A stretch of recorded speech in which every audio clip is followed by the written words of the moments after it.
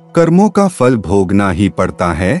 गौतम बुद्ध के जीवन और उनके प्रेरक उपदेशों की रोशनी में कर्म और उसके फल की महत्ता को समझाया जाता है। उनके प्रवचनों में यह स्पष्ट रूप से बताया गया है कि हमारे कर्म ही हमारे जीवन की दिशा और दशा तय करते हैं। यह वीडियो इसी सत्य को समझाने का एक प्रयास है। एक बार गौतम बुद्ध अपने शिष्यों के साथ एक गांव में ठहरे हुए थे। वहां एक व्यक्ति जिसका नाम नीरज था, बुद्ध के पास अपनी जीवन की समस्याओं का समाधान पूछने आया। नीरज ने कहा, हे तथागत, मैं अपनी जीवन की परेशानियों से बहुत दुखी हूँ। मैंने कई प्रयास किए, लेकिन हर बार असफलता ही हाथ लगी। कृपया मुझे बताएं कि मैं इन कष्टों से कैसे मुक्त हो सकता हूँ। गौतम बुद्ध ने मुस्कुराते हुए नीरज से पूछा, तुमने अपने जीवन में अब तक क्या क्या कर्म किए हैं? अपने कार्यों और उनके परिणामों पर ध्यान दिया है? नीरज चुप हो गया, क्योंकि उसने अपने कर्मों पर कभी विचार नहीं किया था। बुद्ध ने एक सरल उदाहरण देते हुए कहा, मान लो एक किसान अपनी जमीन में बबूल के बीज बोता है और उससे आम के फल पाने की आशा करता है। क्या ऐसा संभव है? नीरज ने तुरंत जवाब दिया, नहीं हे भगवान, जो बीज बोएंगे वही फल प्राप्त होंगे। बुद्ध ने कहा, ठीक उसी प्रकार जो कर्म तुम करते हो वही तुम्हारे जीवन में फलित होते हैं।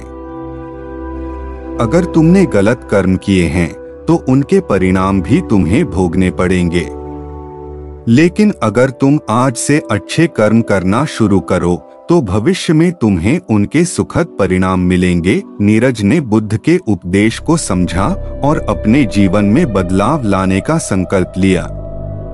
उसने ईमानदारी, परोपकार और ध्यान के मार्ग पर चलना शुरू किया। धीरे धीरे उसके जीवन में सुख शांति लौट आई। यह कथा हमें सिखाती है कि कर्मों का प्रभाव अपरिहार्य है, लेकिन सही दिशा में किए गए प्रयास हमारे भविष्य को बदल सकते हैं। एक बार गौतम बुद्ध के पास एक राजा आया जो अपने राज्य में फैले असंतोष और विद्रोह से परेशान था। उसने बुद्ध से पूछा, हे प्रभु, मैंने राज्य के विकास के लिए कई प्रयास किए हैं, लेकिन लोग फिर भी मुझसे नाराज रहते हैं। मैं क्या गलत कर रहा हूँ? बुद्ध ने राजा को एक कहानी सुनाई। उन्होंने कहा, एक किसान था जो हर साल अपने खेत में गन्ने की फसल उगाता था, लेकिन इस बार उसने फसल काटने के बाद खेत में कुछ अवशेष जला दिए। अगले साल उसकी फसल कमजोर हो गई। किसान ने सोचा कि शायद उसने खाद कम डाली। उसने खाद की मात्रा बढ़ा दी, लेकिन फिर भी फसल अच्छी नहीं हुई। आखिरकार उसने ध्यान दिया कि उसने खेत की मिट्टी को नुकसान पहुंचाया था। राजा ने पूछा, इसका क्या अर्थ है? बुद्ध ने समझाया, तुम अपने राज्य में विकास के लिए प्रयास कर रहे हो, लेकिन क्या तुमने यह देखा है कि कहीं तुम्हारे कर्मों से जनता को पीड़ा तो नहीं हो रही? तुम्हें पहले अपनी नीतियों का मूल्यांकन करना होगा और देखना होगा कि क्या वे लोगों के लिए सही हैं। केवल तब ही तुम अपने राज्य में शांति और समृद्धि ला सकते हो। गौतम बुद्ध ने सिखाया कि कर्मों की दिशा सही होनी चाहिए। उन्होंने कहा, हर कार्य में 3 बातों का ध्यान रखें, सही दृष्टिकोण, सही प्रयास और सही परिणाम की अपेक्षा। यदि इन तीनों का पालन किया जाए तो कर्म का फल भी सुखद होता है। एक अन्य शिष्य ने पूछा, हे भगवान, यदि हमने अतीत में गलत कर्म किए हों तो क्या उनका परिणाम बदला जा सकता है? बुद्ध ने उत्तर दिया, भूतकाल को बदला नहीं जा सकता, लेकिन वर्तमान में किए गए अच्छे कर्म तुम्हारे भविष्य को संवार सकते हैं। यह उसी प्रकार है जैसे कोई नदी में गिरा हुआ जहाज डूब रहा हो, लेकिन अगर नाविक सही दिशा में प्रयास करे तो वह जहाज को किनारे तक ले जा सकता है। बुद्ध ने अपने शिष्यों को आत्मनिरीक्षण और ध्यान का महत्व समझाया। उन्होंने कहा, जो व्यक्ति अपने कर्मों का ईमानदारी से विश्लेषण करता है और अपने दोषों को सुधारने का प्रयास करता है, वह अपने जीवन को नई दिशा दे सकता है।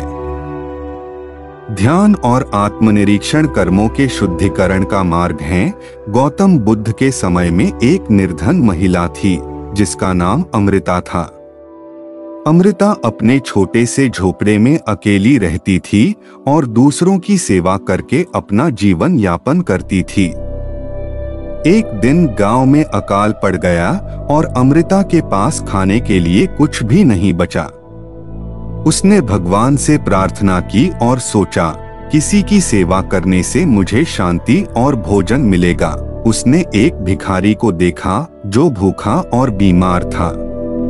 अमृता ने अपने पास जो थोड़ा सा अनाज बचा था उसे भिखारी को दे दिया। भिखारी ने खाना खाया और अमृता को धन्यवाद दिया। अगले दिन उसी भिखारी ने अमृता को ढेर सारा भोजन और वस्त्र भेंट किए। अमृता ने समझा कि सेवा ही सबसे बड़ा धर्म है।